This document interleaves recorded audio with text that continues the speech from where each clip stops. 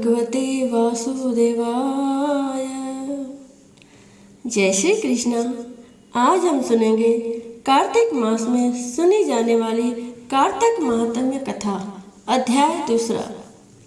ब्रह्मा जी बोले, हे पुत्र, जो व्यक्ति तुलसी की मंजरी सहित भगवान शालिग्राम का एक बूंद चरणामृत पान करता है, वह ब्रह्म हत्या जैसे बड़े बड़े पापों से मुक्त होकर वैकुंठ को प्राप्त करता है। इसमें कोई संदेह नहीं है। जो भगवान शालिग्राम की प्रतिमा के आगे अपने पितरों का श्राद्ध करता है, उसके पितरों को तत्काल वैकुंठ प्राप्त हो जाता है। जो भगवान श्री शालिग्राम की मूर्ति दान करता है, उसे समस्त पृथ्वी के दान का फल प्राप्त होता है। जो भगवान शालिग्राम की प्रतिमा को बेचता है, वह महान कष्ट भोगता है। इसलिए श्री शालिग्राम की मूर्ति को बेचना नहीं चाहिए। श्री विष्णु भगवान का पूजन शंख के जल से करना चाहिए। श्री शिव जी का पूजन बिल्व पत्रों से, सूर्य का तुलसी से, गणेश जी का पूजन धतूरे के फूलों से, विष्णु जी का पूजन कमल के पुष्पों से तथा श्री महालक्ष्मी जी का पूजन मालती अथवा चंपा के फूलों से करके प्राणी परम पद को पाता है। परंतु जो भगवान को परम प्रिय तुलसी से भगवान शालिग्राम की पूजा करता है, उसकी महिमा का वर्णन कोई भी नहीं कर सकता। इस प्रकार पूजा करने वाला भक्त जन्म मरण के अपार कष्ट से मुक्त हो जाता है। जिसकी मृत्यु तुलसी माला धारण किए हुए होती है, वह जीव बिना किसी रोक टोक के सीधा वैकुंठ धाम को जाता है। जो तुलसी की छाया में अपने पितरों का श्राद्ध करता है, उसके पितरों की अक्षय तृप्ति हो जाती है।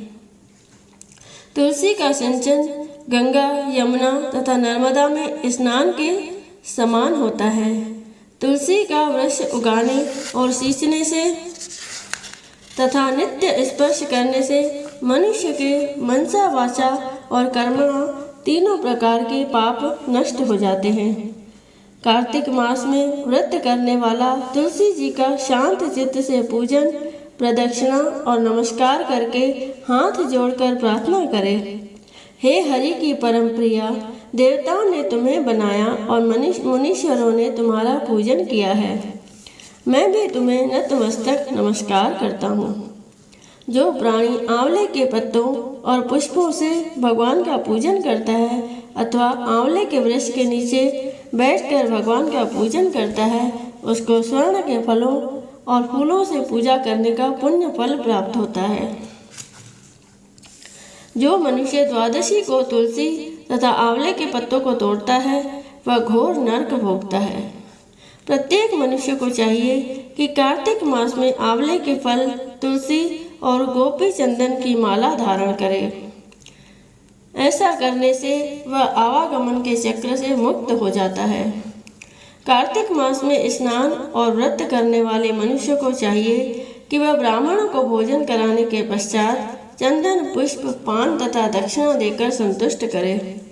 संपूर्ण कार्तिक मास में पृथ्वी पर शयन करने, ब्रह्मचर्य का पालन करने, पत्तल में भोजन करने और मौन व्रत से प्राणी परम वीर, धीर, गंभीर और कीर्तिवान होता है।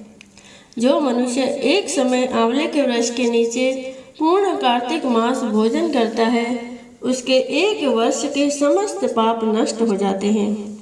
व्रत करने वाले को शहद, कांजी, दाल, तेल, कच्चा भोजन, दूसरे का अन्न तथा कोई भी तामसी तथा बुरे नामों वाला भोजन नहीं करना चाहिए।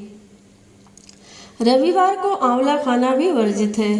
देव, गौ, वेद तथा दूसरों की निंदा नहीं करनी चाहिए। अंडे, मांस इत्यादि का सेवन तो क्या, ध्यान भी नहीं करना चाहिए। मिट्टी में उत्पन्न हुआ नमक, मसूर, बासी भोजन, तांबे के पात्र में डाला हुआ दूध इत्यादि ये सब मांस के समान ही माने जाते हैं। अतः इनका प्रयोग भी नहीं करना चाहिए। केवल स्वयं अपने लिए बनाया गया भोजन भी मांस के समान होता है। अतः किसी दूसरे को खिलाने के बाद ही स्वयं भोजन करें।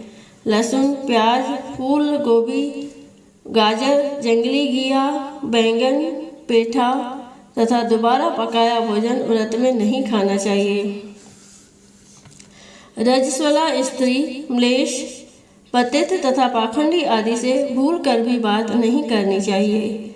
एकम को पेठा, दूज को बैंगन, तीज को गोभी का फूल, चौथ को मूली, पंचमी को बेलफल, छठ को कलिंदा, सप्तमी को आंवला, अष्टमी को नारियल, नवमी को जंगली घिया, दशमी को परवल, एकादशी को बेर, द्वादशी को मसूर, त्रयोदशी को पान, चतुर्दशी अमावस्या तथा पूर्णमासी को किसी भी फली का साग भूल कर भी नहीं खाना चाहिए। बोलो श्री कृष्ण भगवान की जय।